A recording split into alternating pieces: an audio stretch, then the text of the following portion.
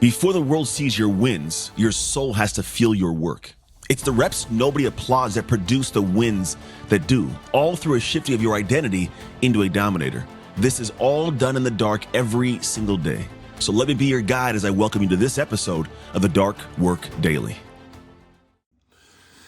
Monday's here. Welcome to it. You know, what's interesting is we live in this world where we have a lot of people exposed more than ever to situations, things, information than ever has been available in human history prior to. You know, there's so much more you know than you ever knew before. And with that, something interesting happens, right? I know this thing, because I know this thing, I want this thing, right? I'm aware of it, therefore I want to go get it. And who knows what this could be tied to for you, for anybody, but the actual awareness, the perception, the seeing of something does create this separation of like, I have it and then I want it. I don't have it and I want to go close the gap to get it. Not an easy thing to do. Not an impossible thing to do either. But something interesting happens. You know, there's a space at which you see the thing, you want the thing, you might even prepare or choose prepare for the thing, but like then at one point in time, it's time to go get it. Like it's actually time to go and pursue this thing full time if you really want to make it part of your life. But a lot of folks, even with all the information, will sit still and look to find the perfect window to step into something, to find a way to be ready. But no one's waiting to be ready. Like that, and I won't say no one's waiting to be ready. No successful person is waiting to be ready to move. Nobody I know that's gone the hard path of creating something worthy in life or worthwhile or impactful or income producing at some level. No one I know who has done that has said, you know what I'm going to do? I'm going to wait until conditions are absolutely perfect. I'm not going to move until I know for sure that this thing I want, man, it's going to happen. And that I have all the ducks in a row, everything lined up, this is done. That sounds real good. I mean, if you're investing in something, maybe you want to have the right funds put aside, right? It's one thing. But if it's action towards a goal, pursuance of something powerfully unique and special, and you know it's going to make you feel good, ready is now. Ready is a moment that you choose. It's not a moment you wait for. So many people are waiting for some moment to just happen when actually you just choose that this is the moment I decide to move. I'm ready enough. Ready enough is honestly sometimes the best gift you can give yourself. You're ready enough. Ready enough to get started, ready enough to move the needle, ready enough to get after it, whatever the ready enough is. But when you actually decide like you're ready enough and you just go, all of a sudden, magically, things pan out. First time? No. Second time? Probably not. Probably not the first 10 times. But at some point, it breaks through. But if it's always going to take you 10 times to get moving, why would you wait an extra year, 2 years, 3 years, 5 years, 10 years, your entire life to finally move on something?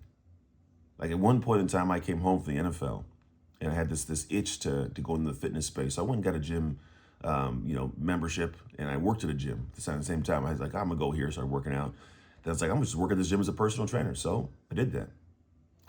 And what's crazy about it is as I was moving through this navigating of a journey to get things figured out, like I didn't 100% know what it looked like to open my own gym at one point. I had this itch, this thought, and I had looked at the gym and go, man, I could do this. I could probably do it on my own. Now, to tell you the truth, no idea what I was doing. Financially, it would have been a much better decision not to open a gym. But I realized what I wanted to have happen wasn't just going to fall into my lap, but I had to go get it. So I remember I left this gym and rented a space down the street, like maybe a half a mile away, and opened a gym and went to work.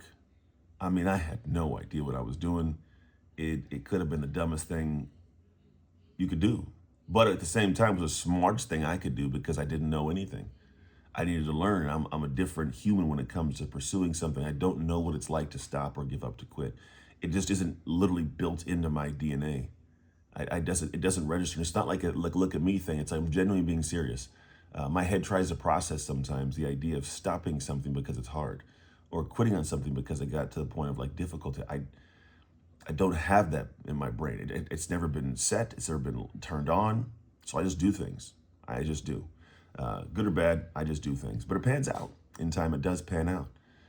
And that, I think, is the greatest gift I've given myself because I don't have to wait. I just move. And people are waiting to be ready, but I just get into something and I prepare myself on the path. That's it. The path provides. So you don't realize. Like, it's not like the metaphor of I got to get a backpack all filled up and then take the journey, right? You got to bring just a backpack. Empty backpack sometimes, and the path will provide.